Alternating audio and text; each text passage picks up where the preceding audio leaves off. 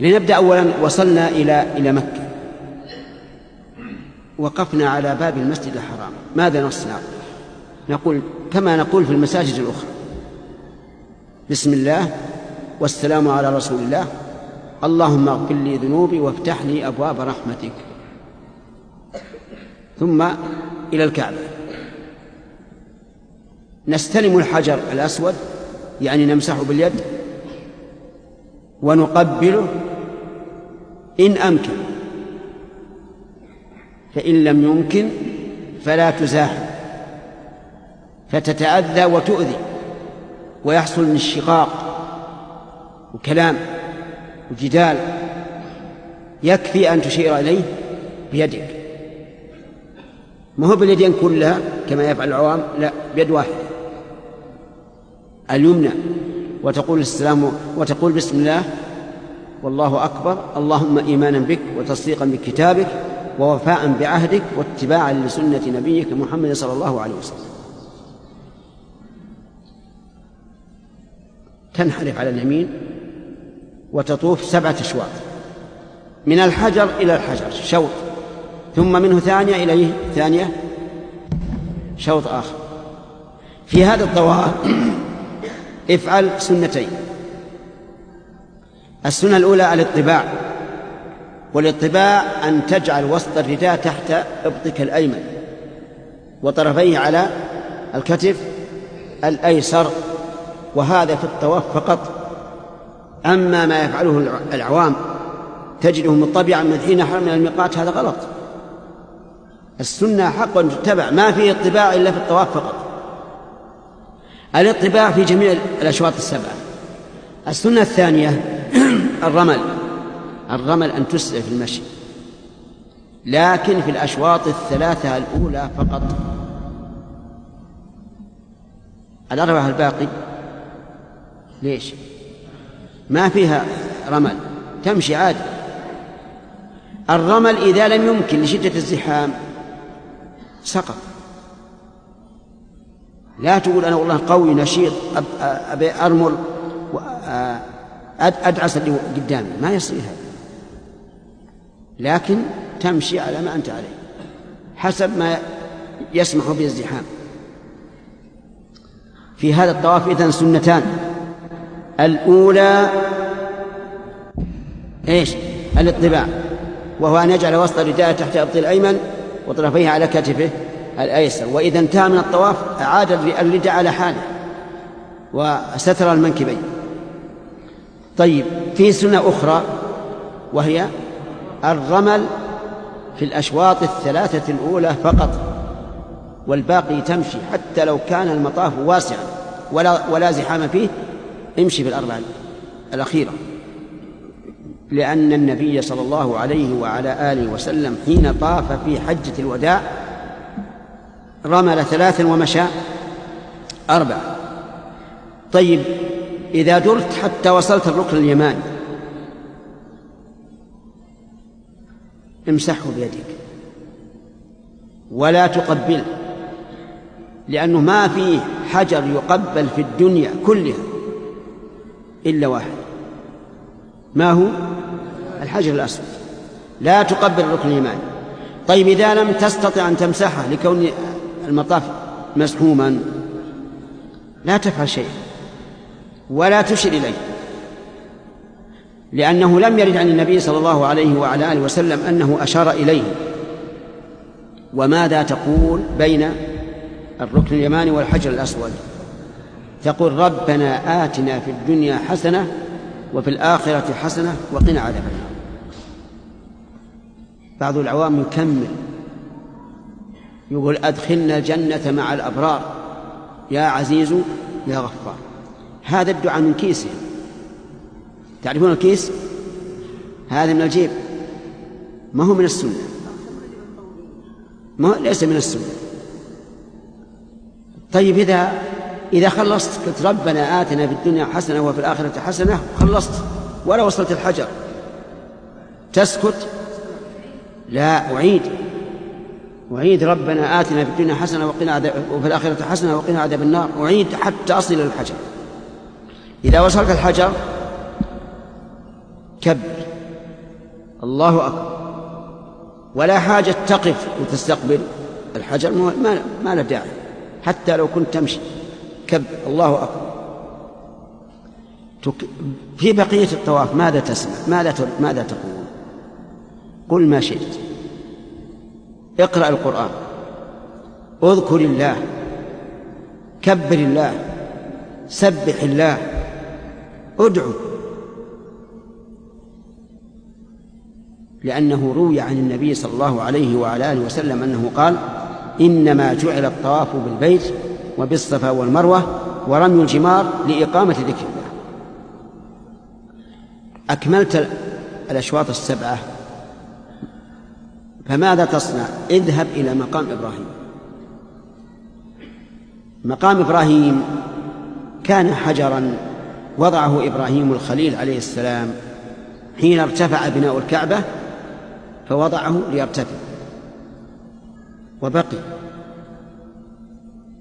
ورسول الله صلى الله عليه وسلم لما أتم 7 أشواط تقدم إلى مقام إبراهيم فقرأ وهو يمشي إليه: واتخذوا من مقام إبراهيم مصلى فصلى خلفه ركعتين. قرأ في الأولى والثانية الفاتحة، وهذا لا بد منه، وقرأ بعد الفاتحة في الأولى قل يا أيها الكافرون، وفي الثانية قل هو الله أحد، ولم يطول. انتبه للنقطة هذه، لم يطول الركعتين ولم يدع بعدهما. ولهذا كان السنة في الركعتين خلف المقام بعد الطواف السنة الإسراع، يقتصر بقراءة على قل يا أيها الكافرون وقل هو الله أحد بعد الفاتحة، ويسرع في الركوع والسجود، ما يطول ولا يبقى يدعو كما يفعل العامة الجهال، من يوم السلم على طول. لأن نبيك محمدا صلى الله عليه وعلى آله وسلم لم يدعو بعدهما. آخر المكان يأتي إنسان آخر يريد أن يصلي ركعتين خلف المقام، فإن كان المقام إذا قربت منه تأذيت من الطائفين وآذيت الطائفين، فماذا تصنع؟ أبعد في أي مكان من المسجد، حتى لو لم تكن إلا في المسجد أو قريبا من المسجد، لأن المكان وهو خلف المقام سنة، وحضور القلب في الصلاة وعدم الإيذاء واجب أو قريب من الواجب. فصلي ركعتين وبعد ذلك تنطلق إلى الصفا،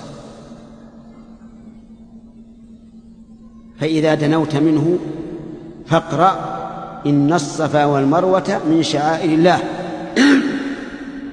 وإن شئت فقل أبدأ بما بدأ الله به، وإن شئت لا تقلها. المهم اقرأ إن الصفا والمروة من شعائر الله، لأن النبي صلى الله عليه وسلم لما دنا من الصفا قرأ إن الصفا والمروة من شعائر الله. اصعد على الصفا، استقبل القبلة، ارفع يديك وادعو الله، احمد الله وهلل وكبر وقل لا إله إلا الله وحده لا شريك له، له الملك وله الحمد وهو على كل شيء قدير.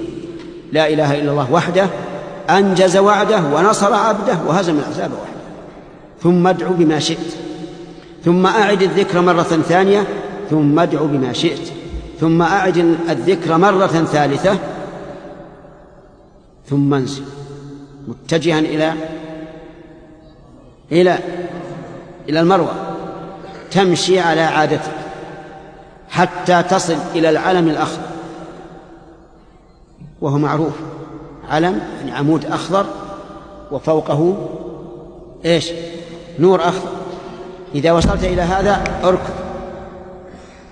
اركض قدر ما تستطيع، لأن النبي صلى الله عليه وسلم كان يسعى في هذا المكان سعيا شديدا، حتى إن إزاره لتدور به من شدة السعي. ما هم مثل ما يفعل الناس هكذا ينازل بكتوفه ولا يركض. اركض. طيب إذا كان الزحام نقول كما قلنا في الرمل في الطواف، يعني تمشي على ما يسمح به الوقت أو ما يسمح به المكان. إذا أقبلت على المروة هل تقرأ أن الصفا والمروة من شعائر الله؟ لا، تصعد على المروة تتجه إلى القبلة وتفعل من الذكر والدعاء كما فعلت على الصفا، هذا شوط. ثم تنزل متجها إلى الصفا يا رجل، إلى الصفا، تمشي في موضع المشي وتركض في موضع الركض حتى تقرب من الصفا. إذا قربت من الصفا هل تقرأ أن الصفا والمروة من شعائر الله؟ لا، ما تقرأ، لأن نبيك محمد صلى الله عليه وعلى آله وسلم وإمامك وقدوتك ما قرأها إلا حين دنا من الصفا لما خرج من الطواف. ولا يغرنك هذه ما تسمعه من الجهال. من الصفا إلى المروة شوط، ومن المروة راجعا إلى الصفا شوط، إذن وتكمل 7 أشواط. إذن تبدأ بالصفا وتنتهي بالمروة. فإذا سعيت ووجدت نفسك أنك منتهي بالصفا فاعلم أنك أخطأت، إما أنك زدت شوطا أو نقصت شوطا.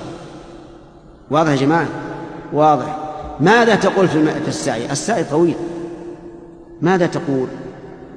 تذكر الله، تسبح، تهلل، تقرأ، تدعو. لكن روي عن ابن مسعود أنه كان يقول في مكان السعي الركض يقول رب اغفر وارحم، رب اغفر وارحم، رب اغفر وارحم،